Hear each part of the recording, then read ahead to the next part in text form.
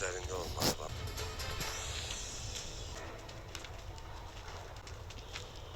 Alıncağın yanındaki albastı o olmalı. Birliklerine karnımız toktur.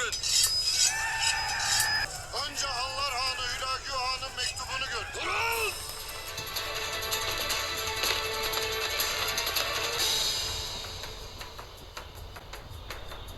Aldatmış.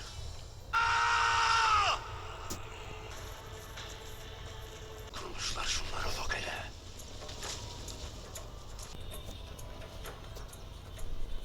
Nereye adam pusuladı? Ertuğrul'un ele geçirdiği Hülagü Han'ın buyruğu.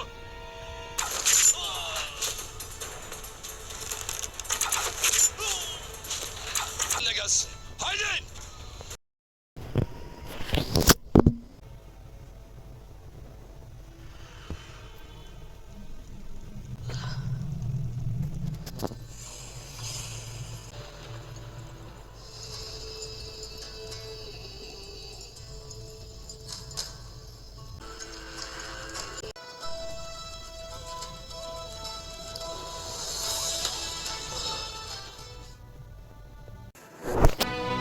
अस्सलाम वालेकुम नाज़रीन। इस episode के शुरू में अतुल गाजी लेफ के किले में मौजूद थे और कह रहे थे मेरा एक जासूस मंगोलों में घुसा हुआ था जो हलाकू खान और आलंजक के दरमियान होने वाली खत किताबत को जानता था, लेकिन आलंजक ने उसे पकड़ लिया है।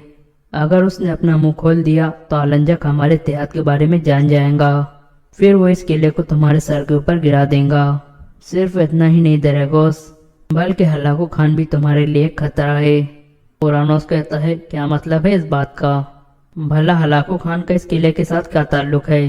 ये सुनकर अतुल गाजी खत निकालकर उसे देते हैं और कहते हैं एक दफा मैंने तुम्हें बताया था कि आलंजक तुम्हारे किले में आकर सुलह का माहदा करने वाला है।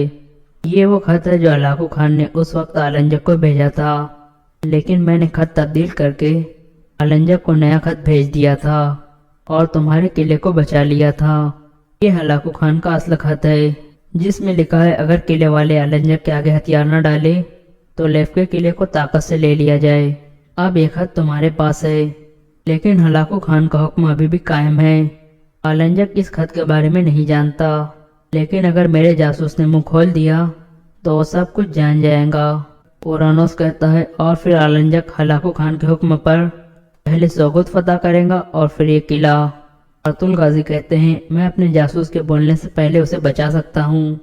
मैं पता लगाना चाहता हूँ कि आलंजक कहाँ है और सिर्फ एक आदमी हमें उसके पास ले जा सकता है और वो है बेबोलत। हम उसे इस्तेमाल करेंगे, इसीलिए मैं यहाँ आया हूँ।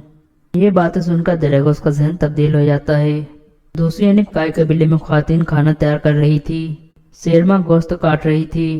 इसी दौरान शेरमा कहती है मुझे देखकर अच्छा लगा हफ्सा खातून, आप बहुत मेहनती हो। हफ्सा खातून कहती है यहाँ आने से पहले मुझे कुछ भी नहीं आता था, हायमा वालदा ने मुझे सब कुछ सिखा दिया है। शेरमा कहती है ये तुम्हारे अंदर कुदरती सलाहियत थी, वरना तुम्हें कोई भी सिखा ना पाता। इतने में हफ्सा खातून कहती है मैं जाकर गोश्त देखती हूँ। फिर हफ्सा खातून जाकर खाना चेक करती है तो उसमें नमक नहीं था। ये देखकर वो नमक उठा लाती है और हांडे में डालने लगती है।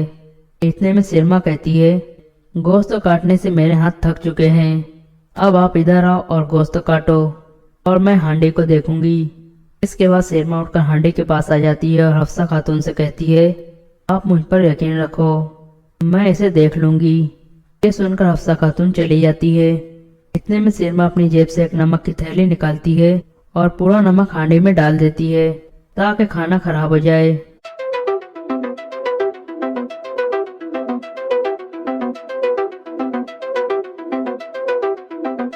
दूसरी यानी दरेगो सामने आकर कहता है अर्तुल दोबारा मेरी तलवार से बचने में कामयाब हो गया। ओरानोस कहता है अगर ये अर्तुल की एक नई चाल हुई तो?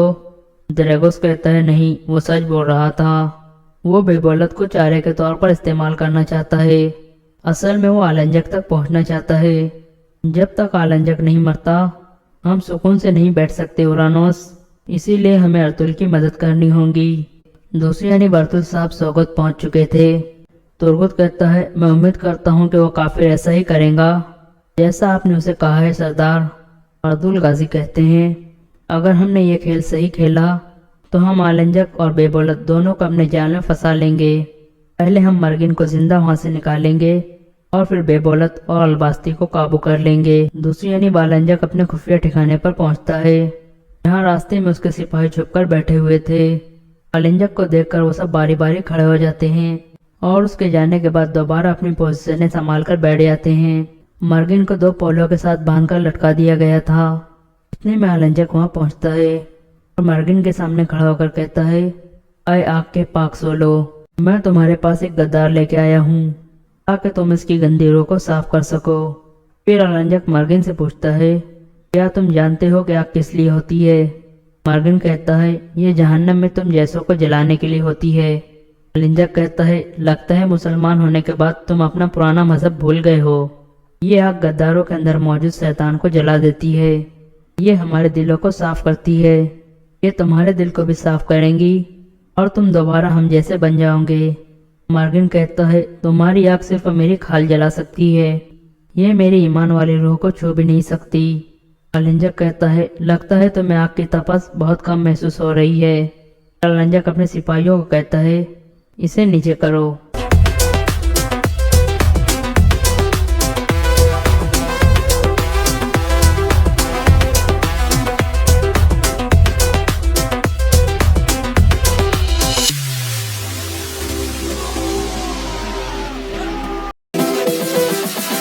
फिर मर्गिन कहता है, मेरी रूह फौलाद की बनी है आलंजक, आग से ये मजीद मजबूत हो जाएंगी।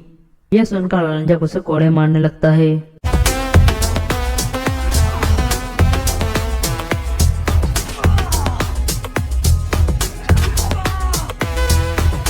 दूसरी यानी काय कबीले में ख्वातीन खाना तैयार करने में मसरूफ थी। इतने में सलजान खातून वहाँ पहुँचती है और अफसा खातून से पूछती है, क्या गोश्त तैयार है अफसा खातून? हफ्सा खातून कहती है, जी सलजान खातून, मुझे उम्मीद है कि लोग इसे पसंद करेंगे। सलजान खातून उसका शुक्रिया अदा करती है और फिर खाने का जायका चेक करने लगती है।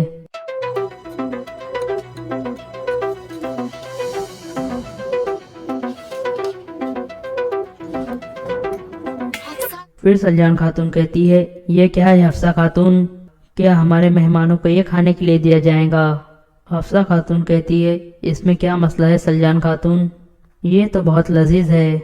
सलजान खातून कहती है, लजीज? ये तो मैं कुत्तों को भी न डालूं, क्या तुम मेरी बेइज्जती कराना चाहती हो? हफ्सा खातून कहती है, मैं तो आपका बोझ कम करना चाहती थी सलजान खातून, और आपकी मदद करना चाहती थी। सलजान खातून कहती है, नहीं, तुम सिर्फ मेरे शहीद बेटे की ताज़ियत खराब करना चाहती थी। मुझे नहीं पता था कि जमींदार की बेटी खाना नहीं बना सकती। हफ्सा खातून कहती है, पता नहीं ये कैसे हो गया, मैं इसे दोबारा पकाऊंगी। सलजान खातून कहती है, इसकी कोई ज़रूरत नहीं है, अब मैं खुद पका लूंगी, तुम मेरी नज़रों से दूर हो जाओ।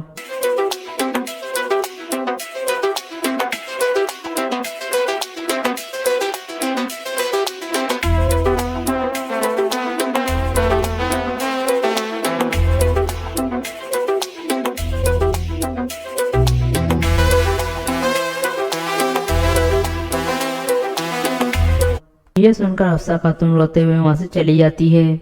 दूसरी यानी बेबौलत आलंजक के खुफिया ठिकाने पर पहुंच चुका था और कह रहा था, मुझे यकीन है कि दरियागो सच कह रहा है कमांडर आलंजक, अगर आपने उसकी बात सुन ली तो आपको पता चल जाएगा कि खान के असल हुक्म क्या थे, हत्ता कि आपको सुल्तान के काउस के बारे में भी पता चल सकता है। आलंजक कहता है, एक इंसान अपनी ज़ाहिरी सूरत से पहचाना जाता है, लेकिन असल कीमत उसके किरदार की होती है। अगर वो आदमी झूठ बोल रहा है तो मैं उसका सर काट कर सोगत में लटका दूंगा। मुझे दरियागो की बात सुननी चाहिए, उसे बता देना अगर एक जाल हुआ तो मेरा इंतकाम बहुत बुरा होगा। अब जाओ और उसे खबरदार करो। यह सुनकर बेबौलत रवाना हो जाता है। इसके बाद रात का वक्त हो जाता है। काय कबीले में सलजान खातून पूछती है, सरदार उस खत का क्या हुआ जो सुलेमान लेकर जा रहा था? अतुल साहब कहते हैं, आप परेशान न हो भाभी, मैंने अपने सिपाहियों के जरिए खुफिया तौर पर वो खत गुंदोगदो भाई तक पहुंचा दिया है। इंशाअल्लाह बहुत जल्द वो एक आज़ाद आदमी होंगे। फिर सलजान खातून पूछती है, और अलबास्ती के बारे में क्या खबर है, क्या उसका कोई निशान मिला? अतुल साहब कहते हैं, उसने खुद को छुपाया हुआ है, लेकिन हम उसे बेनकाब करने के बहुत करीब है। वो सांप अलबास्ती एक दिन कोई गलती करेगा और अपना निशान छोड़ जाएगा। वो छुपने की जितनी भी कोशिश करे एक दिन वो जरूर पकड़ा जाएगा। फिर मैं उसके जहरीले सर को कुचल डालूंगा। दूसरी यानी उमर कबीले में शेरमा अपने भाई को इनके काम के बारे में बता रही थी और फिर कहती है, ये तो सिर्फ एक चिंगारी है भाई। बेबोलत कहता है, ये सिर्फ एक चिंगारी हो सकती है, लेकिन एक चिंगारी पूरे काय कबीले को जलाने के लिए काफी है। अगर तुमने हफ्सा के दिमाग को नाराजगी से भर दिया तो वो उसे बामसी के दिमाग में भर देंगी। अगर हम अर्तुल और कमांडर बामसी के दरमियान मुखालफत पैदा करने में कामयाब हो गए तो पूरा काय कबीला कमजोर और गैर मुस्तहकम हो जाएगा। शेरमा कहती है, ये आप मुझ पर छोड़ दे भाई। जब हम उन्हें चीते की तरह काटेंगे तो उन्हें पता चलेगा कि हम किस चीज के बने हुए हैं। दूसरी यानी काय कबीले में हफ्सा खातून अपने खैमे में रो रही थी। ये देखकर बामसी पूछता है, खैर है हफ्सा, क्या बात है, मेरे पास आओ। हफ्सा खातून बामसी के पास आकर कहती है, बहुत हो गया बामसी, मैं मजीद बर्दाश्त नहीं कर सकती। बामसी कहता है, बताओ मुझे हफ्सा क्या हुआ है। हफ्सा कहती है, सलजान खातून मुझे सुकून से नहीं रहने दे रही। वो मुझे जमींदार की बेटी होने और काय वालों का ना होने का ताना देती है।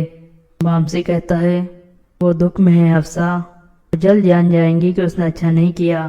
तुम सब्र करो हफ्सा। हफ्सा कहती है, मैंने बहुत सब्र किया है बामसी, लेकिन फिर भी वो मुझे कबूल नहीं कर रही। वो मुझे हकीर समझती है। बामसी कहता है, अगर तुम इतने दर्द में हो हफ्सा, तो लाजमी सलजान खातून ने कुछ ऐसा कहा होगा जिसने तुम्हें बहुत ज्यादा दुख दिया है। बताओ मुझे उसने क्या कहा था। हफ्सा कहती है, मैंने आज सुलेमान की ताज़ियत के लिए खाना तैयार किया था, उसमें नमक ज्यादा हो गया था, इसकी वजह से वो मुझ पर चिल्लाई। मैंने कहा भी कि मैं दोबारा खाना बनाऊंगी, लेकिन उसने मुझे सब औरतों के सामने कहा, मेरी नजरों से दूर हो जाओ। अब बहुत हो गया बामसी, मैं ये सब कैसे बर्दाश्त करूंगी। बामसी कहता है, सलजान खातून पहले इससे भी ज्यादा बुरी थी, हत्ता कि एक दफा उसने अर्तुल साहब को कत्ल करने की भी कोशिश की थी, लेकिन अभी वो दुख की वजह से ऐसा कर रही है। जल्द ये सब कुछ ठीक हो जाएगा, लेकिन कुछ वक्त के लिए तुम मुझसे दूर रहो।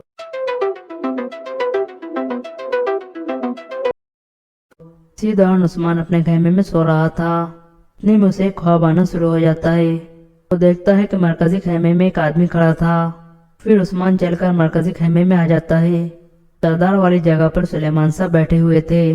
उस्मान पूछता है, आप कौन हैं? सुलेमान साहब कहते हैं, मैं तुम्हारा दादा सुलेमान साहब हूँ। यह सुनकर उस्मान आगे बढ़ने लगता है तो आँख तेज हो जाती है। सुलेमान साहब कहते हैं, रुको बेटा। उस्मान रुक जाता है। फिर सुलेमान साहब कहते हैं, तुम उसके करीब नहीं आ सकते जब तक तुम ये न समझ लो कि तुम्हारे सामने क्या है। ये इख्तियार का तोहफा है, हिकमत की कमी वालों को ये तोहफा नहीं मिल सकता।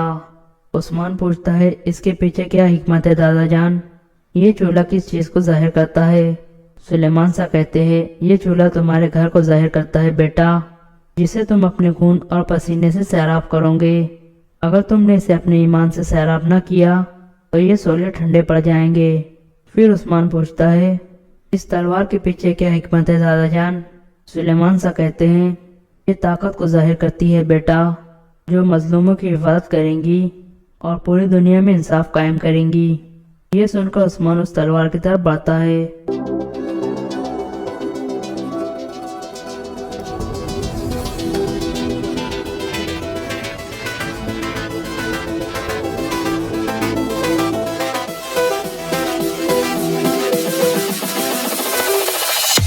सुलेमान साहब खड़े होकर कहते हैं, अगर तुमने इनकी हिकमत को समझ लिया तो तुम्हें इख्तियार की कोई जरूरत नहीं होगी, इख्तियार पहले ही तुम्हें मिल चुका है।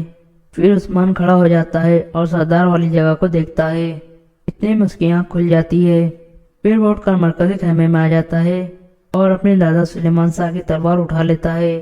फिर वो तलवार बाहर निकाल कर कहता है, ये हमारे कबीले का फक्र और उम्मीद है। इसके बाद उस्मान सरदार वाली जगह पर बैठ जाता है।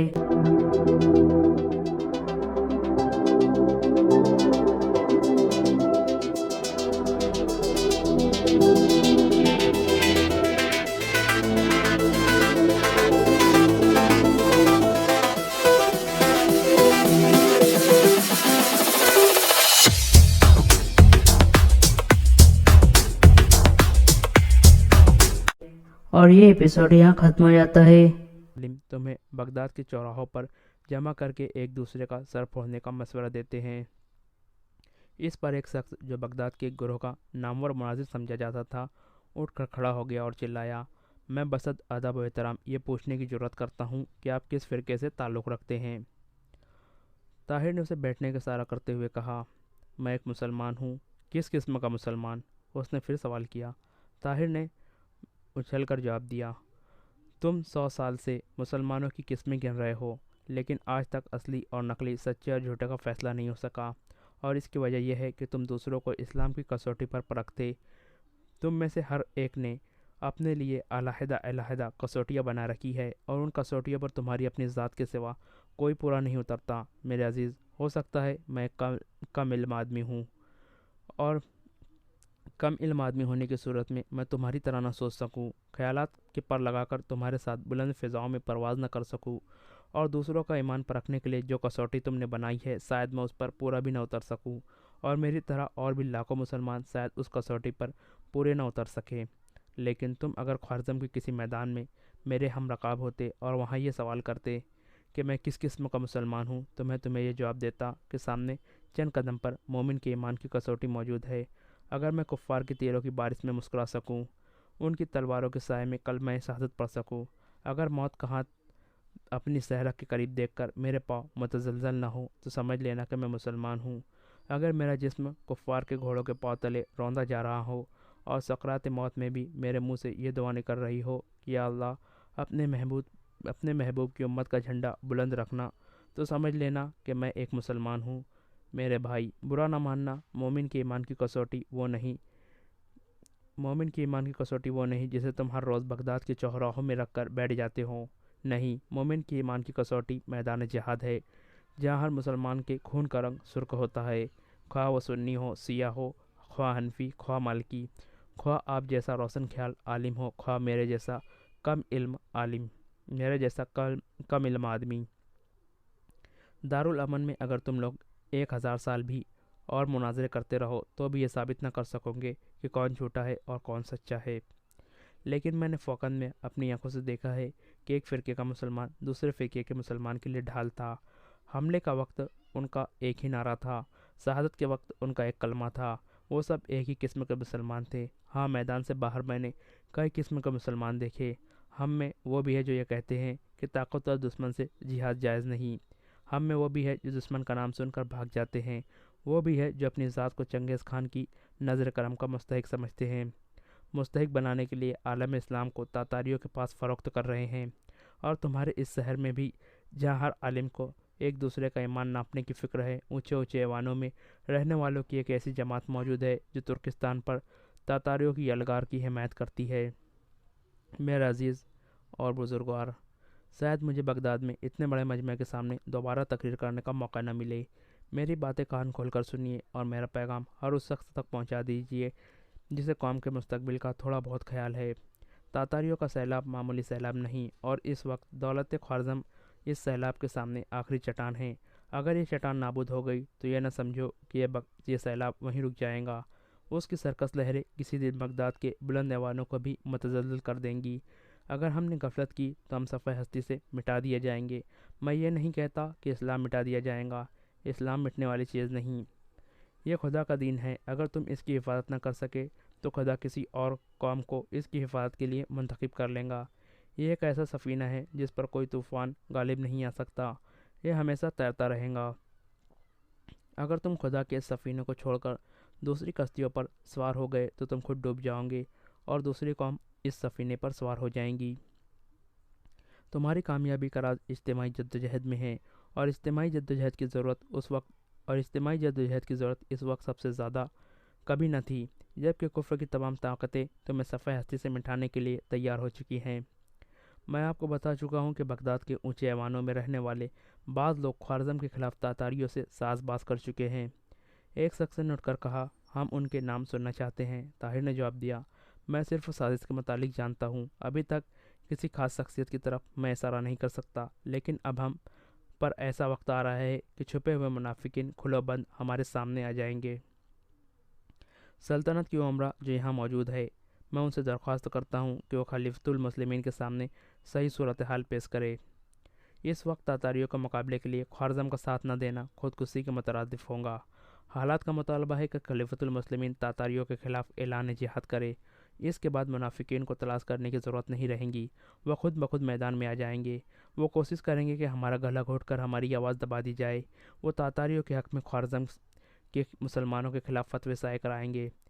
میرا کام تمہیں ایک راستہ دکھانا تھا، اب چلنا یا بیٹھ جانا تمہارا کام ہے۔ اگر تم منظم ہو جاؤ تو مجھے یقین ہے کہ خلیفۃ المسلمین جو آنے والے خطرات سے بے خبر نہیں، فوراً اعلان جہاد کریں گے۔ سر دست میں یہ کہنے کے لیے تیار نہیں کہ بغداد میں سے وہ کون ہے جو تاتاریوں کے ساتھ ساز باز کر رہا ہے۔ اس سے قبل میں خلیفہ اور وزیر اعظم کی طرف سے کسی اعلان کا انتظار کرنا ضروری سمجھتا ہوں، اور مجھے یہ امید ہے کہ اعلان جہاد کے متعلق ہوگا، ورنہ میں وثوق سے یہ کہہ سکوں گا کہ بغداد میں عالم اسلام کے سب سے بڑے دشمن کون ہیں۔ سر دست آپ میں سے جو لوگ تاتاریوں کے خلاف خوارزم کے مسلمانوں کا ساتھ دینے کے لیے تیار ہے، وہ مجھے اپنا ایک رفیق کار سمجھے۔ اگر وہ یہ دیکھنا چاہتے ہیں کہ اسلام کی کسوٹی پر ان کا رنگ کیسا اترتا ہے تو خوارزم کے میدان ہم سے دور نہیں۔ چند دنوں کے بعد وزیر اعظم کے محل میں ایک کشادہ کمرے میں امراء سلطنت تازہ صورتحال پر تبصرہ کر رہے تھے۔ طاہر بن یوسف کی تقریریں موضوع بحث تھی۔ ایک عہدیدار نے کہا، وہ ایک دیوانہ ہے، اس کا علاج اس کے سوا کچھ نہیں کہ اسے گرفتار کر لیا جائے، اور جب خلیفہ کا حکم بھی یہی ہے تو ہمیں اس سے انکار سے کام نہیں لینا چاہیے۔ دوسرے نے کہا، اس نے کسی ایک شخص پر الزامات نہیں لگائے ہیں، لیکن بغداد کے لوگوں کی نظروں میں ہم سب مجرم ہیں۔ اس کا تدارک فوراً ہونا چاہیے۔ ہمارے لیے سب سے زیادہ تعجب کی بات یہ ہے کہ بغداد کے ہر فرقے کے افراد اس کے گرد جمع ہو رہے ہیں۔ گزشتہ 40 برس سے میں نے شیعہ اور سنی کو ایک ساتھ چلتے نہیں دیکھا، لیکن اب یہ سنا ہے کہ ان کے مکان کے ایک دروازے پر شیعہ پہرا دے رہا ہے تو دوسرے دروازے پر سنی۔ گزشتہ سب چوک مامونیہ میں مناظرہ ہونے والا تھا، میں خود وہاں موجود تھا۔ اس نے قبل از وقت وہاں پہنچ کر تقریر شروع کر دی، اور شاید گزشتہ 2 صدیوں میں یہ پہلا موقع تھا کہ ایک شخص تمام فرقوں کو کوس رہا تھا اور سامعین خاموش تھے۔ اور جب اس نے یہ سوال کیا کہ تم اب بھی مناظرہ سننا چاہتے ہو تو اکثر نے نفی میں جواب دیا۔ اس کی تقریر کے بعد سے زیادہ عجیب بات یہ تھی کہ شیعہ اور سنی ایک دوسرے سے بغل گیر ہو رہے تھے، اس لیے ہم اسے دیوانہ کہہ کر اپنے آپ کو دھوکہ دیں گے۔ اگر اسے اس وقت گرفتار کیا گیا تو بغداد کی عوام ہمارے متعلق یہ سمجھنے میں حق بجانب ہوں گی کہ ہم واقعی کسی سازش کے انکشاف سے ڈرتے ہیں، اور مجھے یہ خدشہ ہے کہ پرامن طریقے سے گرفتار ہونے کے لیے تیار بھی نہ ہوں گا۔ ہمیں جلد بازی کی بجائے تدبیر سے کام لینا چاہیے۔ نیا وزیر خارجہ محلب بن داؤد، جو اس سے قبل وحید الدین کا نائب رہ چکا تھا، ایک نوجوان تھا۔ لوگ اس کے علم کے معترف تھے اور اس کے متعلق یہ بات مشہور تھی کہ وہ بہت دور کی سوچتا ہے۔ وزیر اعظم نے اس کی رائے دریافت کی تو اس نے کہا، میرے خیال میں ہمیں پہلی تقریر کے بعد ہی اسے گرفتار کر لینا چاہیے تھا۔ اب اس نے ہماری کوتاہی سے فائدہ اٹھا کر احمقوں کی ایک بہت بڑی جماعت کو اپنے ساتھ ملا لیا ہے۔ اب اس پر ہاتھ ڈالنا خطرناک ضرور ہے، لیکن بغداد کو بغاوت سے بچانے کے لیے ہمیں یہ خطرہ مول لینا پڑے گا۔ ناظم سحر نے اٹھ کر کہا، اگر وزیر خارجہ یہ سمجھتے ہیں کہ میری طرف سے کوتاہی ہوئی ہے تو میں یہ بتانا ضروری خیال کرتا ہوں کہ میں نے اسی رات اس کے مکان پر چھاپا مارا تھا، مگر وہاں اس کے نوکروں کے سوا کوئی نہ تھا۔ اگلی رات مجھے جاسوسوں نے پتہ دیا کہ وہ شہر کی ایک مسجد میں ہے۔ میں نے 2 سپاہی وہاں بھیجے، لیکن اس کی حفاظت کے لیے وہاں تقریباً 3000 نوجوان موجود تھے۔ وزیر خارجہ نے کہا، لیکن ہمارے پاس سپاہیوں کی کمی بھی تو نہیں۔ وزیر اعظم نے جواب دیا، ہمارے سپاہیوں اور افسروں میں سے بہت سے لوگ اس کے طرفدار بن چکے ہیں۔ میرے مکان پر بھی گزشتہ دنوں جتنے فیصلے ہوئے ہیں اسے کسی نہ کسی طرح اطلاع ملتی ہی رہتی ہے۔ ایک شام ہمیں پتہ چلا کہ وہ عشاء کی نماز کے بعد جامع مسجد میں تقریر کرے گا۔ میں نے 500 سپاہی شہری لباس میں وہاں بھجوا دیے۔ انہیں یہ ہدایت دی تھی کہ تقریر کے بعد اس کے گرد گھیرا ڈال لے اور جس وقت وہ مسجد سے باہر نکلے اسے گرفتار کر لے، لیکن اسے بروقت پتہ چل گیا اور وہ مسجد میں آیا ہی نہیں۔ اب خلیفہ کا یہ حکم ہے کہ اسے بہر صورت گرفتار کیا جائے، اور ہمارے لیے اس حکم کی تعمیل کے سوا کوئی چارہ نہیں۔ 50 مفتیوں نے آج یہ فتویٰ دے دیا ہے کہ وہ باغی ہے۔ कल ये फतवा साया कर दिया जाएगा और उसके बाद हम आवाम का रद्द-ए-अमल देखकर मुनासिब कदम उठाएंगे। बाकी उमरा चले गए, लेकिन महलब बिन दाऊद कुछ देर वज़ीर आज़म के साथ बातें करता रहा। महलब ने पूछा, आपको मालूम है कि बगदाद में उसके पुराने दोस्त कौन कौन हैं? वज़ीर आज़म ने जवाब दिया, कासिम को सब पता है। महलब की दरख्वास्त पर वज़ीर आज़म ने एक खादिम को हुक्म दिया और कासिम को बुला लाया। कासिम की आमद पर वज़ीर आज़म उठकर दूसरे कमरे में चला गया और कासिम और महलब देर तक बातें करते रहे। कासिम कह रहा था, मेरे ख्याल में उसके दोस्तों में से सिर्फ अफजल ऐसा है जिससे हम काम ले सकते हैं। उसे ताहिर के साथ दिलचस्पी ज़रूर है, लेकिन उसने अब्दुल अज़ीज़ अब्दुल मलिक मुबारक की तरह मुलाजमत से इस्तीफ़ा नहीं दिया। महलब ने पूछा, अगर आप उसे कल शाम यहाँ आने की दावत दें तो वो आ जाएगा। वो पिछले दिनों चंद बार मुझसे मिल चुका है और मैं कह सकता हूँ कि हमारे ताल्लुकात इस कदर बुरे नहीं। एक दिन उसने अपने गुज़िश्ता गुस्ताखियों के लिए माजरत भी की थी, और जब तक वो हुकूमत का मुलाजिम है हम उसे कई सब्ज़ बाग दिखा सकते हैं। अगर आप मुनासिब समझे तो उसे यहाँ लाने का काम नए सिपह सालार के सुपुर्द कर दिया जाए। महलब ने उठकर मुसाफा करते हुए कहा, तो बहुत अच्छा, कल आपके यहाँ मेरी सिपह सालार और अफजल की दावत है। सफ़िया आज भी हस्ब मामूल बरामदे की छत पर खड़ी उस कमरे की रोज़न से कान लगाकर बहुत कुछ सुन चुकी थी। जब कासिम और महलब बाहर निकल गए तो नीचे उतरकर अपने कमरे में पहुंची। उसने बराबर के कमरे में झांक कर देखा, सकीना सो रही थी। सफ़िया सोने से पहले रोज़ के हर ताज़ा वाक़यात के मुतालिक एक मुख्तसर सा मज़मून लिखकर अलग सुबह महल के एक दरवाज़े के एक पहरेदार को पहुंचा दिया करती थी। वह हस्ब मामूल कागज़ और कलम लेकर बैठ गई, लेकिन चंद सतूर लिखने के बाद उसके दिल में एक नया ख्याल पैदा हुआ, और ये ख्याल उसके दिल की खामोश तारों के लिए एक इस्तराब बन गया। फिर हल्के और मीठे सुर बुलंद होते गए और उसे महसूस होने लगा कि दिलकश नगमा एक मुहिब तराना बनकर सारी कायनात को अपनी आगोश में ले रहा है। ये एक आंधी थी जो उसे उड़ाए ले जा रही थी। ये एक सैलाब था जो उसे बहाए ले जा रहा था। बादलों की गरज और तुंद हवाओं की चीखें खौफनाक थी, लेकिन उसे इस आंधी के साथ उड़ने का खौफ न था। सैलाब की लहरें हौसला सिकंद थी, लेकिन वो बहना चाहती थी। उसकी जंजीरें टूटने लगी, कैद खाने के दरवाजे खुलने लगे। बगदाद के ऊंचे ऐवान उसकी निगाहों से रुपोस हो रहे थे। वो ताहिर के साथ सहराए अरब के एक नेखलिस्तान में खड़ी थी, जज्बात के हैजान में कांपते हुए। कलम उसके हाथ से गिर पड़ा और उसने महसूस किया कि साज़े हस्ती के तार अचानक टूट गए हैं। कुसादा कमरा उसे कफ्तर नज़र आने लगा। उसने गिरा हुआ कलम उठाया, लेकिन लिखने की बजाय कागज़ पर उल्टी सीधी लकीरें खींचने लगी और फिर कुछ सोचकर खाली जगहों पर ताहिर बिन यूसुफ का नाम लिखने लगी। फिर उसने कागज़ फाड़कर फेंक दिया और उठकर बिस्तर पर लेट गई। वो बार बार ये कहकर अपने दिल को तसल्ली दे रही थी। अगली रात कासिम के दस्तरखान पर नया सिपह सालार, महलब और अफजल मौजूद थे। खाने के बाद दरिया के किनारे जो कासिम के मुलाकाती कमरे में पहुँचे। खाने के कमरे के रोज़न से कान लगाकर सफ़िया ताहिर के मुताल्लिक कोई ख़ास बात न सुन सकी। जब वो दूसरे कमरे में जाने के लिए उठे तो उनसे पहले ही तंग सीढ़ी के रास्ते बाहर की गैलरी में, जहाँ उस कमरे के दरीचे खुलते हैं, जा पहुँची।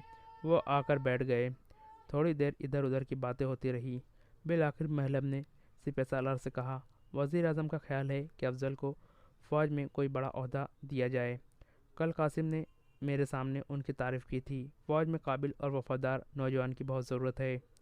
वज़ीर आज़म को अब्दुल अज़ीज़ और अब्दुल मलिक से बहुत उम्मीद थी, लेकिन मैंने सुना है कि वो मुस्ताफ़ी होकर ताहिर बिन यूसुफ की हिमायत कर रहे हैं। सिपह सालार ने कहा, वज़ीर आज़म चाहे तो उनकी हौसला अफजाई के लिए तैयार हैं। महलब ने कहा, इसके अलावा हमें मिस्र के लिए नए सफ़ीर की ज़रूरत है। अगर अब्दुल मलिक की वफ़ादारी मसकूक न होती तो मेरे नज़दीक वो इस ओहदे के लिए नहायत मौजूद था, लेकिन मुझे अफसोस है कि ताहिर बिन यूसुफ ने अच्छे भले नौजवानों को गुमराह कर दिया है। क्यों कासिम, तुम्हारा क्या ख्याल है? अगर मैं खलीफा से सिफारिश करूं तो अफजल इस जिम्मेदारी को संभाल सकेगा? कासिम ने जवाब दिया, मुझे इनकी सलाहियतों का एतराफ़ है, लेकिन डर है कि शायद अब्दुल मलिक और अब्दुल अज़ीज़ के दोस्त होने की वजह से ये बगदाद छोड़ना पसंद ना करे। अफजल की हालत उस बच्चे की सी थी जिसके सामने अचानक खिलौनों का ढेर लगा दिया गया हो। वो वज़ीर आज़म के महल में सिपह सालार और वज़ीर ख़ारजा के साथ खाना खा चुका था। बगदाद में उसके लिए सिपह सालार का दस्त रास्त और मिस्र में उसके लिए सफ़ीर बनने के दरवाजे खुल चुके थे। اسے اپنی زندگی میں پہلی بار اپنی اہمیت کا احساس ہوا۔ اس نے جھجکتے ہوئے کہا، اگر میں بغداد کی کوئی خدمت کر سکوں تو کسی کی دوستی میرے راستے میں حائل نہیں ہو سکتی۔ محلب نے فوراً جواب دیا، آپ بغداد کے لیے بہت کچھ کر سکتے ہو اور اپنے دوستوں کے لیے بھی بہت کچھ کر سکتے ہو۔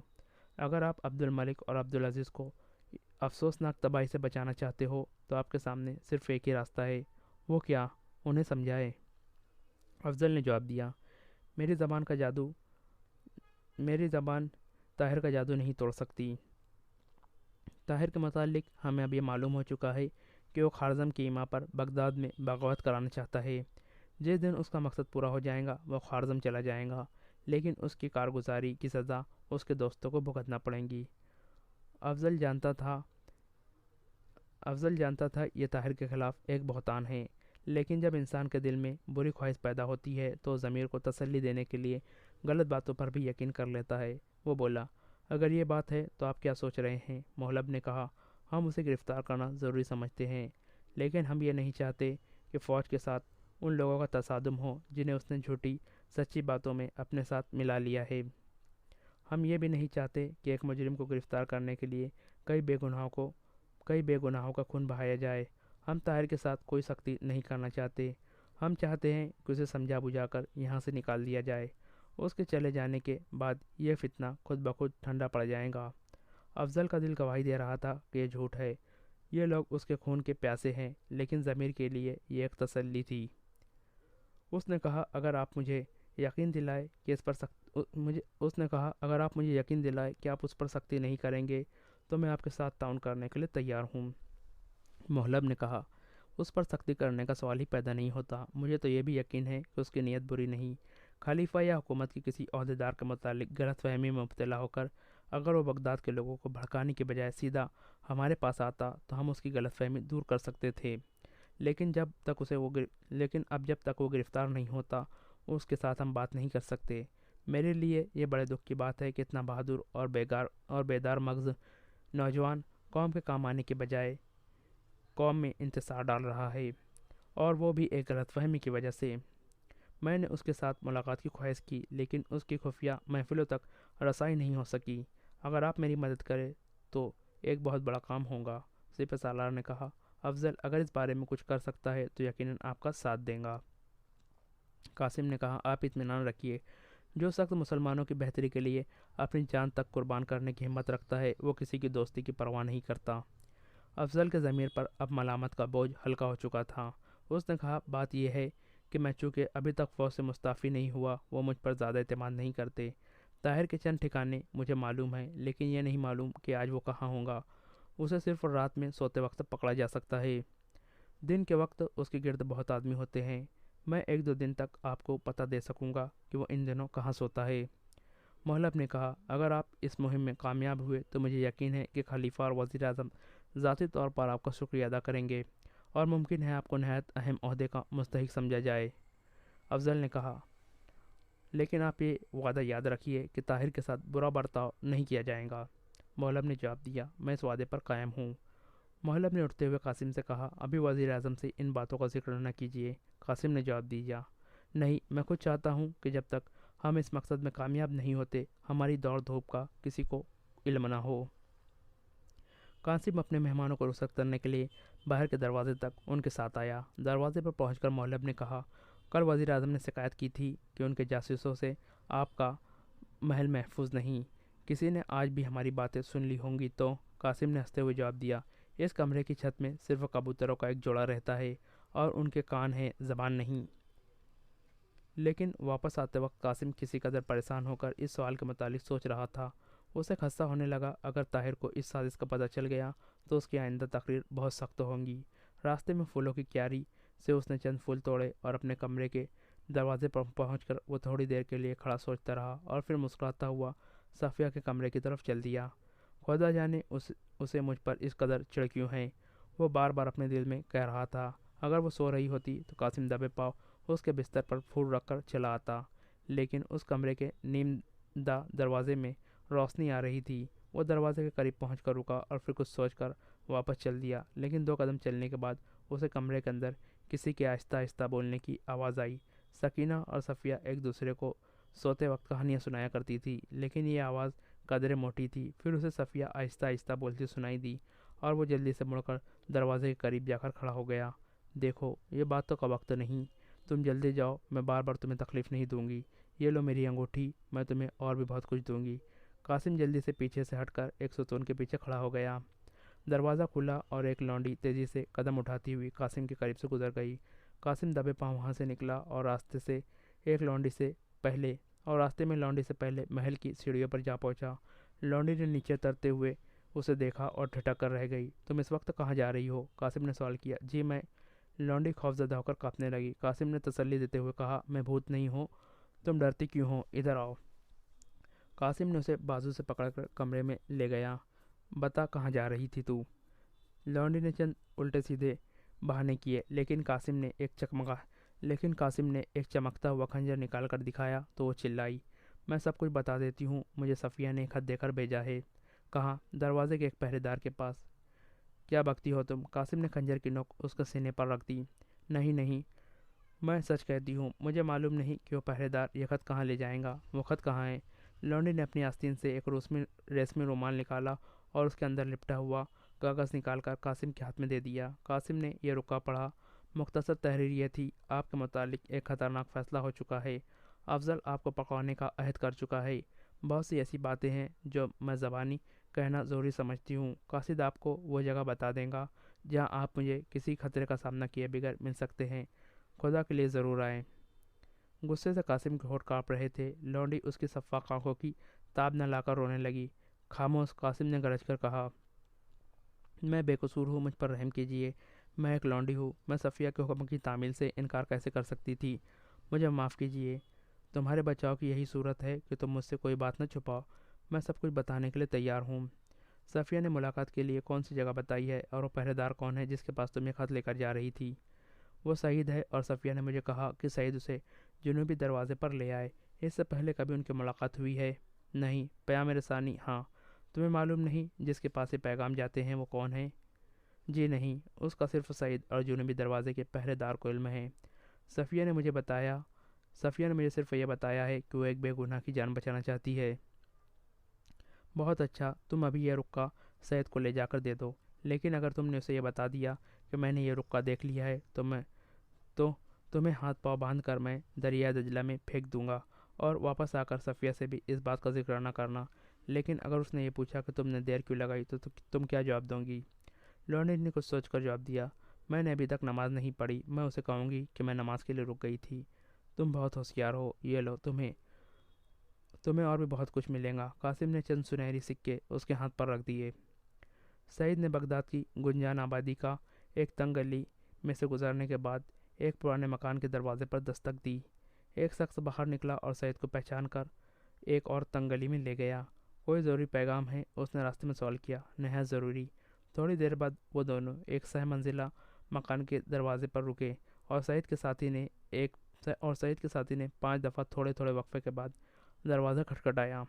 किसी ने अंदर से दरवाजे की छोटी सी खिड़की खोलकर बाहर झाँका और सईद के साथी को पहचान कर दरवाज़ा खोल दिया। सईद के साथी ने कहा, इन्हें अंदर ले जाओ। सईद अंदर दाखिल हुआ तो पहरेदार ने फिर दरवाज़ा बंद कर दिया। थोड़ी देर बाद ताहिर, अब्दुल अजीज़ और अब्दुल मलिक सफ़िया का रुक्का पढ़कर सईद से तरह तरह के सवाल पूछ रहे थे। सईद ने इस बात की तस्दीक की कि अफजल महल में गया था और यह भी बताया कि उसने मोहल्लब और सिपह सालार को भी वहाँ आगे जाते देखा है, लेकिन वो ये ना बता सका कि सफ़िया ने ताहिर को इस वक्त क्यों बुलाया है। तीनों दोस्तों कुछ देर इस मौजू पर बहस करते रहे। अब्दुल अजीज़ की राय ये थी कि सिपह सालार, वज़ीर ख़ारजा और वज़ीर आज़म ने अफजल से हमारे ठिकाने मालूम करने के लिए यकीनन कोई ख़तरनाक फ़ैसला किया होगा, और सफ़िया एक औरत की तरह आपके मकसद से आपकी जान को ज़्यादा कीमती ख्याल करती है। वो गालिबन आपसे यही कहेंगी कि आप चारों तरफ से खतरात में घिरे हुए हैं, इसलिए अपनी जान की फ़िक्र कीजिए। अब्दुल मलिक ने कहा, अपनी मालूमात की रोशनी में सफ़िया को आम लड़कियों में शुमार करने पर मैं एहतजाज करता हूँ। अगर उसे नस्वानी जज्बात का इजहार मकसूद होता तो वह इस खत में चंद सतूर का इजाफा कर सकती थी। अब्दुल अजीज़ ने कहा, लेकिन इस खत का इख्तिसार तो सिर्फ यह ज़ाहिर करता है कि उसे लिखने का मौका नहीं मिला। अब्दुल मलिक ने कहा, यानी उसे कोई मजबूरी दरपेश होगी। उस मजबूरी की वजह से उसने ताहिर को बुलाया। अब अगर ताहिर ना गया तो वो क्या ख्याल करेंगी? ताहिर ने उठकर तलवार संभालते हुए कहा, اس نے مجھے خدا کے نام کا واسطہ دیا ہے، میں ضرور جاؤں گا۔ اس نے ایک دفعہ میری جان بچائی، اگر میرے سر پر اس کا یہ احسان نہ بھی ہوتا تو بھی میں اپنی قوم کی ایک بیٹی کی آواز پر لبیک ضرور کہتا۔ عبدالعزیز نے کہا، تو میں تمہارے ساتھ جاؤں گا۔ نہیں، طاہر نے فیصلہ کن انداز میں کہا، ہمیں اس پر اعتماد کرنا چاہیے۔ اگر کوئی خطرہ ہوتا تو مجھے وہاں تنہا پہنچنے کی دعوت نہ دیتی۔ وزیر اعظم کے محل کے جنوبی پھاٹک سے اندر داخل ہونے کے بعد طاہر کو چاند کی روشنی میں صفیہ دکھائی دی۔ وہ کھلی فضا سے نکل کر ایک گھنے درخت کے سائے میں کھڑی ہو گئی۔